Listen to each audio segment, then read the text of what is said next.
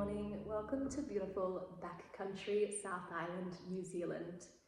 It is winter here at the moment and I'm out for a short few-day winter hiking and camping trip. It is a little bit chilly still for the morning. I think my temperature range for the week is set to be a high of about 6 degrees Celsius and a low of about -1. So I thought I would enjoy the slower pace, take the time to have a cup of tea and take you through a bit of a gear winter breakdown for what is in my pack. So the trail that I'm currently on is the St. James Walkway. It starts in the Lewis Pass and runs for 66 kilometers. The Department of Conservation recommend, I think, about 45 days to complete this one. Personally, I think you don't need that long, but at the same time, it's a really fantastic, slower winter pace to enjoy these gorgeous, sunshiny mornings, but also snowy views and frosty patches that you'll be walking through. I will be sharing a video for this trail, so if you want to watch me freeze in the winter while I enjoy some of these fantastic views, I will link it here for you. Let's jump into this gear breakdown. Alright, first things first, I still have my trusty backpack. This is the North Face Terra 55-litre pack. It is got more holes in it at this point, I think, than I can count, but I love this pack so much. It's been through every trail I've done actually since I started hiking a couple of years ago. I absolutely love it. It fits everything that I need. However, it will be due for an upgrade very soon. So because this one is a camping and hutting hiking trip, I do have a full sleep system with me. For my sleep mat, I've got the Cedar Summit Etherlite XR.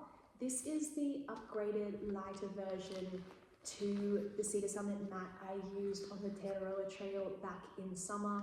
Exactly the same style and design. It is just physically lighter and a little bit more of a smaller packed design.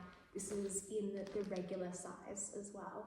Then for my tent, I have a Zarelli tent this time. This is the Summit Seeker 2-person ultralight tent. It's a little bigger than what I had on the Tararoa, but for winter camping, it was really important for me to be able to fit all of my gear nicely inside my tent. I really don't want anything freezing overnight, and this has been fantastic for that. I think this one weighs in at about 1.6 kilos for its trail weight, and what I really love, similarly to tents I've used previously, is that it is a freestanding tent. It has doors on both sides, so you can open up and look at some of those fantastic snowy views like I've been doing. But yeah, this one has been fantastic so far for me. Then finishing my sleep system, I have the Need Gear Waratah quilt, which is currently wrapped around my legs, keeping me warm. This is a fantastic bit of gear. It's come with me through many climates on many different trails and has never let me down. It's so soft, I absolutely love it. I think ultimately for winter camping, I probably would recommend a sleeping bag instead if you have it, just because it can be so frosty out here, but this has certainly done the job for this trail. In a perfect world, I would be using my gorgeous Cedar Summit winter sleeping bag, but I do not have it with me at the moment, so if you are looking for some winter kit, this is the one I would recommend. Also, I've probably mentioned this before, but I don't carry a pillow when I'm hiking. I just don't really enjoy the feel of it. This is the stuff sack for my quilt. I like to put any extra layers of clothing in here, roll it up at the top, and you have yourself a pillow, just like that. My cooking system is a pretty simple setup, but more than enough to keep me warm and well fed in the winter. So I'm still using my JetWheel flash. It has lasted years for me now and done very well. I've also got just the smaller MSR gas canister, but a gas canister will run the JetWheel fine. I carry a little collapsible Cedar Summit cup, which I'm having my tea in this morning, a spoon, fork, lighter, and some tissues there as well. Another cool little thing about the flash, this is the plastic container off the bottom. I double this as a bowl so that I don't have to carry anything else. It's great for a little bit of soup, a little bit of porridge in the morning, anything like that. I feel like this is the perfect size. It also has your 1 cup, half a cup measurements on the side as well. So for food on trail, I usually pop everything in about an 8 or 13 litre Cedar Summit dry bag. Just keeps everything nicely together in my pack. I try to hike usually with wraps, biscuits, oats, peanut butter, some fresh stuff. I've had apples, avocado, tomatoes this trail. I've eaten a lot of the goodies, so I can't show you, but I might pop up a different clip here of some of what I'd usually take on trail with me. For water this trip, I've only been carrying about 1 litre because I'm passing so many creeks. However, it is important to note as well that everything is absolutely frozen solid in winter. Don't rely on being able to get water from the huts, because I have found almost all of the taps have been frozen completely solid. So it might be handy to carry some aqua tabs as well as a filter bottle if you plan on getting water from the creeks. Next thing, which I think is super important, and particularly on winter trails, is layering correctly. So I typically like to hike in activewear. It's just what I find most comfortable. Something like the Zorelli shorts, which I've got here, absolutely perfect. Just a little bit cold for them at the moment. And then I have their tank top on underneath as well. Over the top of that, I currently have my base layer, which is a thermal top. I've been walking in it the last couple of days and it's been really comfortable. Also to sleep in, or when you're in a hut like this, just keeps me super cozy inside. I also, all my thermals I've ever had this gorgeous little thumb hole. I don't know what it is about it, but it keeps my hands so cozy and I absolutely love it.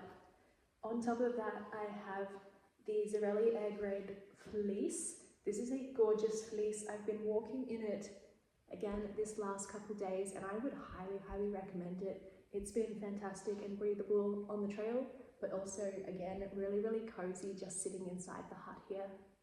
Similarly, for the bottom half, I've got a thermal pair of pants, and then I've got some hiking pants as well.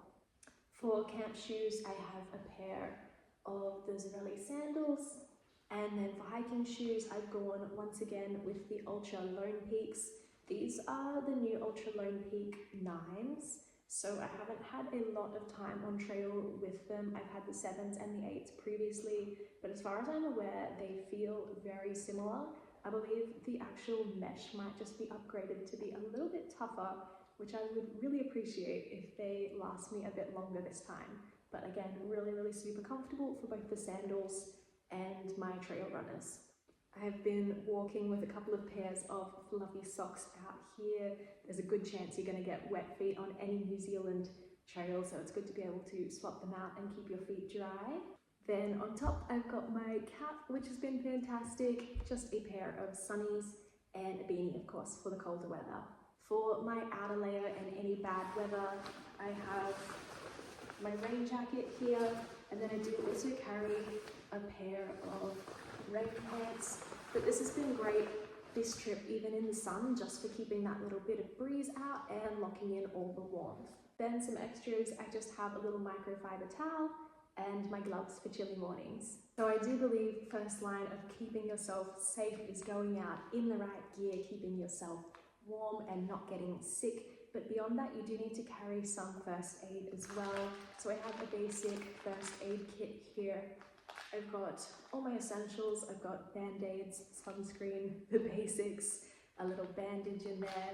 But more seriously, I also carry a PLB. This is the GME PLB that I've had with me for the last couple of trips. And more specifically for winter hiking, I carry an all-weather emergency bag. It's similar to your silver blankets that you get for emergency survival, but this one's an actual bag should I be kept out in some pretty nasty winter weather. For toiletries, I just pop these in a Ziploc bag. You don't need anything heavy or bulky, but obviously toothbrush, toothpaste, I've got some deodorant in there, and I also on backcountry trips carry just a trowel and some toilet paper to be prepared. Then last but not least, I have my electronics. This is just a 4-litre Cedar Summit dry bag, which I like to pop everything in to keep it together.